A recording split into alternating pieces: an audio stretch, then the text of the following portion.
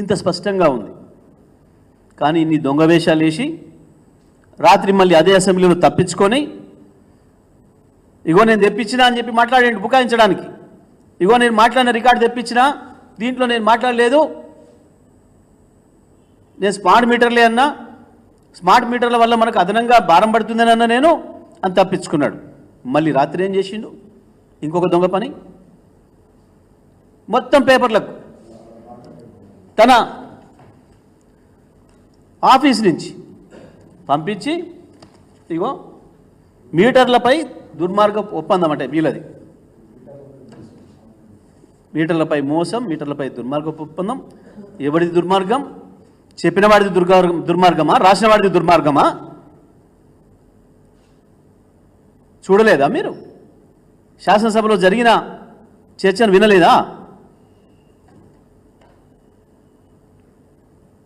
ఇంతకు మించిన దుర్మార్గం, ఇంతకు మించిన అబద్ధం, ఇంతకు మించిన మోసం ఇంకోటి ఉంటుందా?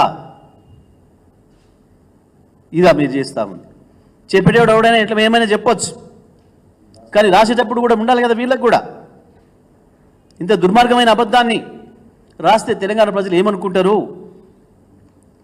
రేపు పొద్దున వాస్తవాలు వచ్చిన తర్వాత తెలంగాణ ప్రజల దృష్టిలో మనం ఏమైతామన్న సోయి వీళ్ళకు ఉండాలి కదా. ఇవా ఈ దుర్మార్గ వ్రాతల చెప్పిండొచ్చు చెప్పేటోడు. దొంగతనానికి బరి తగ్గించినోడు ఏమైనా చేస్తాడు, కానీ వీళ్ళకేం అవసరం? దేనికి వచ్చింది? ఉదయ పథకం ఏంటిది? ఆడియన్సెస్ ఏంది? ఒప్పందాలు ఏంది? చదివేటప్పుడు నువ్వు మాట్లాడి చదివినది ఏంది? ఈ దొంగతనం ఏంది? చాలా స్పష్టంగా మీ అందరికీ కూడా దొరుకుతుంది, పబ్లిక్ డొమైన్లో ఉంది వాళ్ళది. నిన్న ఆయన మాట్లాడిన మాటలు, ఉదయం పూట హరీష్ రావు గారు మాట్లాడేటప్పుడు మధ్యలో అంతరాయం కల్పిస్తూ లేచి మాట్లాడిన మాటలు, రాత్రి మళ్ళీ హరీష్ రావు గారు క్లారిఫికేషన్ సందర్భంగా మాట్లాడినప్పుడు మళ్ళీ బుకాయిస్తూ మళ్ళీ మాట్లాడిన అబద్ధాలు, మళ్ళీ తెల్లవారికి పత్రికల్లో ఈ తప్పుడు రాతలు రాయించిన, ఈ రోత రాతలు రాయించిన పరిస్థితి ఏంది? ఈ రాష్ట్రాన్ని ఒక మాఫియా నడుపుతుందా?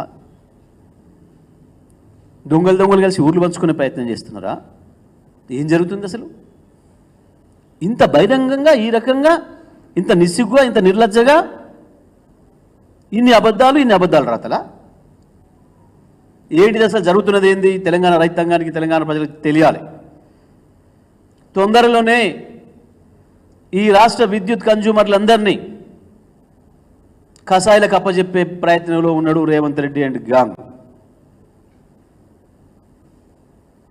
తొందరలోనే విద్యుత్ కన్జ్యూమర్లు ఎవరైనా సరే, గృహ వినియోగదారులు కావచ్చు, పారిశ్రామిక వినియోగదారులు కావచ్చు, వాణిజ్య వినియోగదారులు కావచ్చు, రైతాంగం కావచ్చు,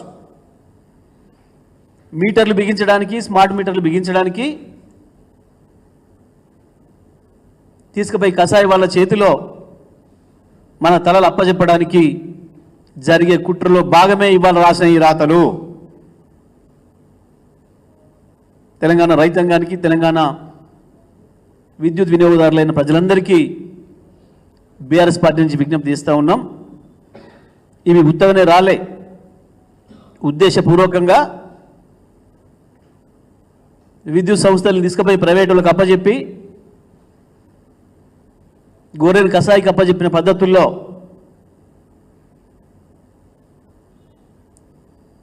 కేసీఆర్ గారు 10 ఏళ్లుగా కడుపులో పెట్టి దాచుకున్న తెలంగాణ రైతుల్ని కసాయిలకు అప్పచెప్పే ప్రయత్నంలో భాగంగా చేస్తూ ఉన్నాడు. ఇదంతా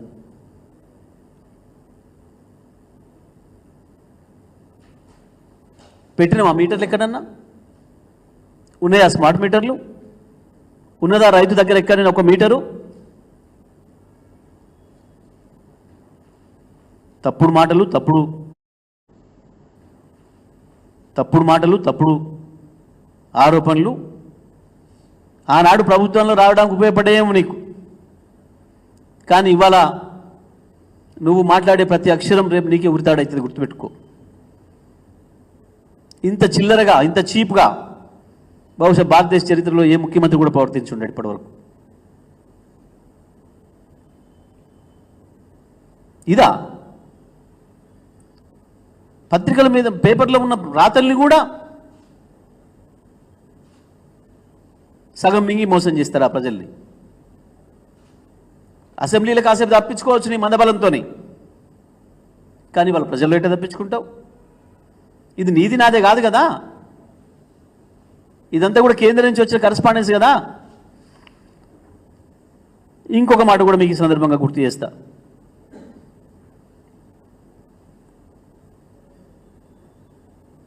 నిర్మలా సీతారామన్ గారు వారు స్పష్టంగా చెప్పిండ్రు,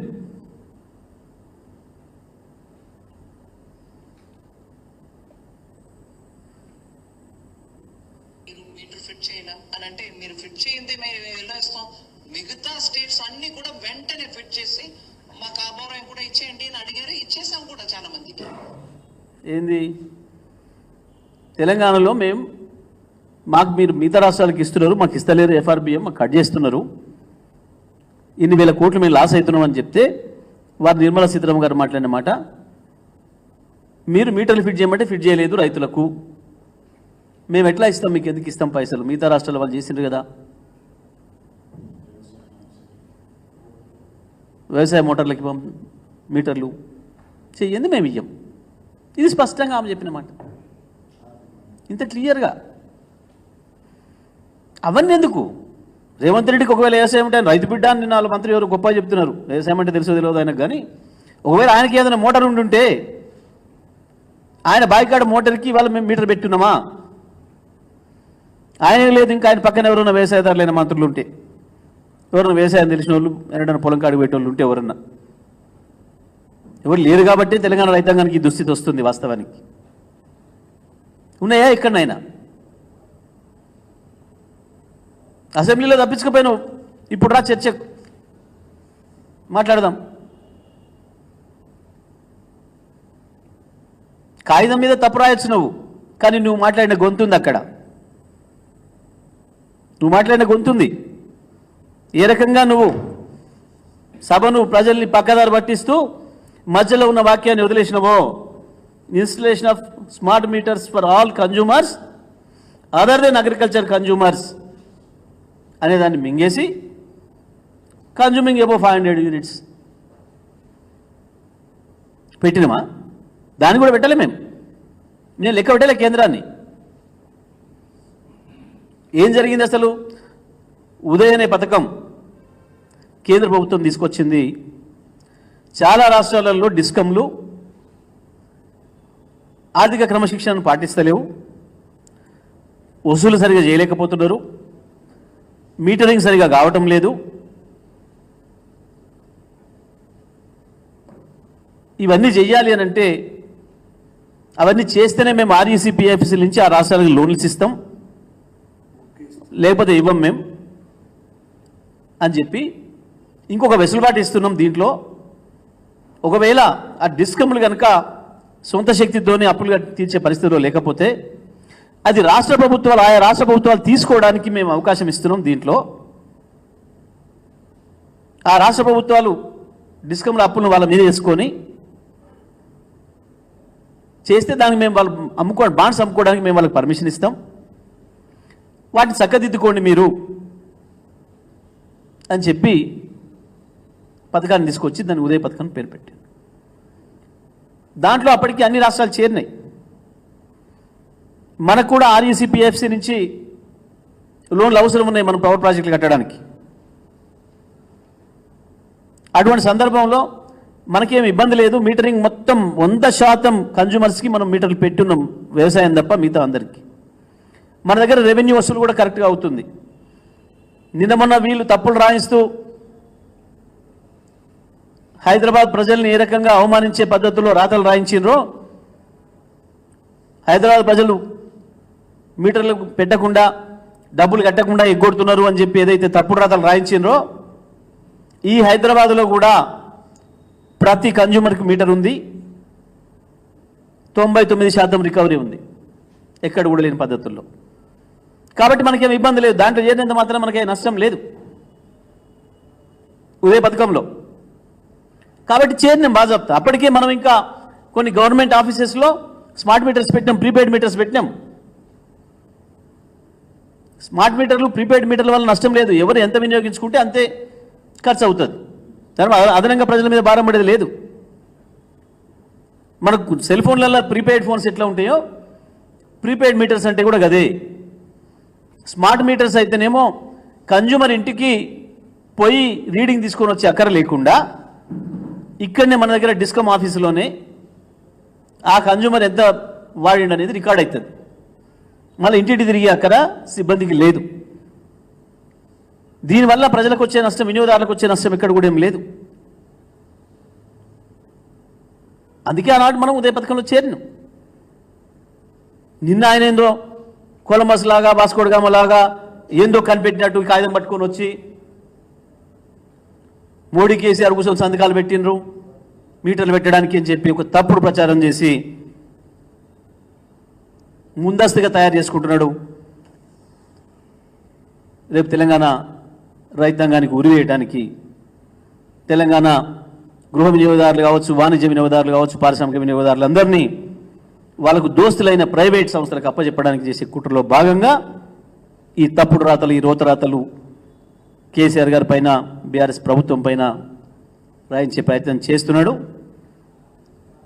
దీన్ని మేము తీవ్రంగా ఖండిస్తూ ఉన్నాం. తెలంగాణ ప్రజలందరూ కూడా ఈ విషయాల్లో అప్రమత్తంగా ఉండాలని చెప్పి కూడా మేము వారికి విజ్ఞప్తి చేస్తున్నాం.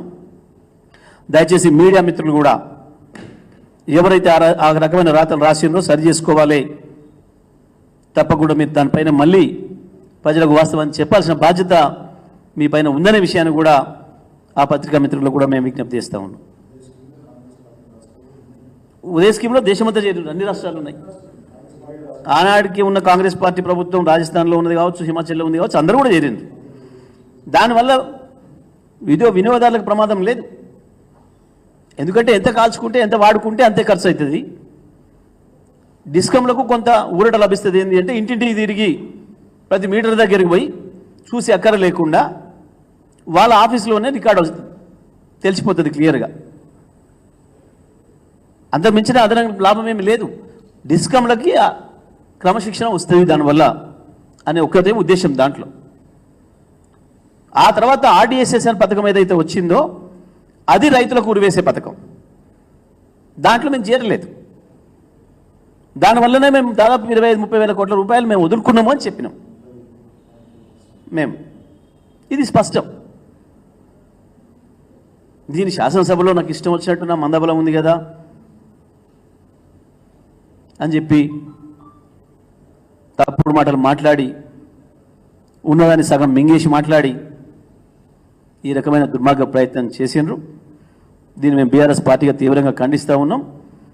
కన్సర్న్ మిత్రులు ఎవరైతే ఉన్నారో ప్రజల్లో తప్పుడు సంకేతాలు పోయేటట్టుగా రాసిన మిత్రులు ఎవరు కూడా దయచేసి దాన్ని సరి చేసుకోవాలి అని చెప్పి వారందరూ కూడా మేము విజ్ఞప్తి చేస్తూ ఉన్నాం. రైట్, ధన్యవాదాలు.